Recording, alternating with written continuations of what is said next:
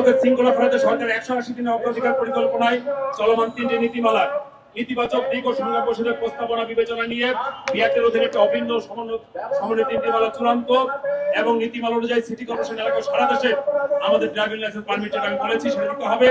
বিশেষ সুবিধাভোগী গোষ্ঠী ও ব্যবসায়িক সিন্ডিকেটকে সুবিধা দেওয়ার জন্য আমাদের যে সিটি কর্পোরেশন আইন পরিবর্তন করা হয়েছে সেটা আমরা বাতিল চাই।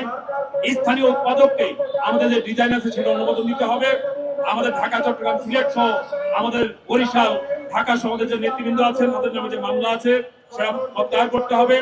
আমাদের যে আমরা বলেছি লিথিয়াম ব্যাটারি, পরিবেশ বান্ধব যে ব্যাটারি, সেই ব্যাটারিকে আমাদের এখানে চালু করতে হবে। পার্কিং আমরা বলেছি এবং চার্জিং স্টেশন সেটা স্থাপন করতে হবে। আমাদের ছাত্র শ্রমিক জনতার অভ্যুত্থানে যারা মারা গেছে রিক্সা শ্রমিক সবাই তাদেরকে পুনর্বাসনের ব্যবস্থা করতে হবে।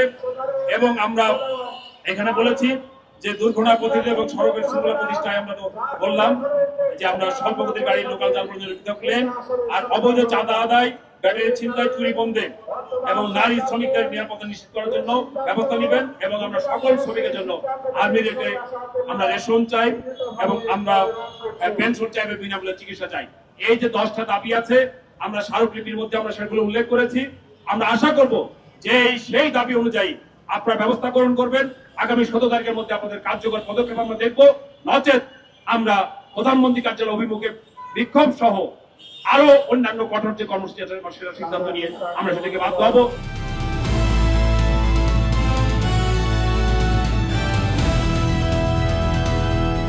দিনাজপুর টিভি, মানুষের জীবনের কথা বলে।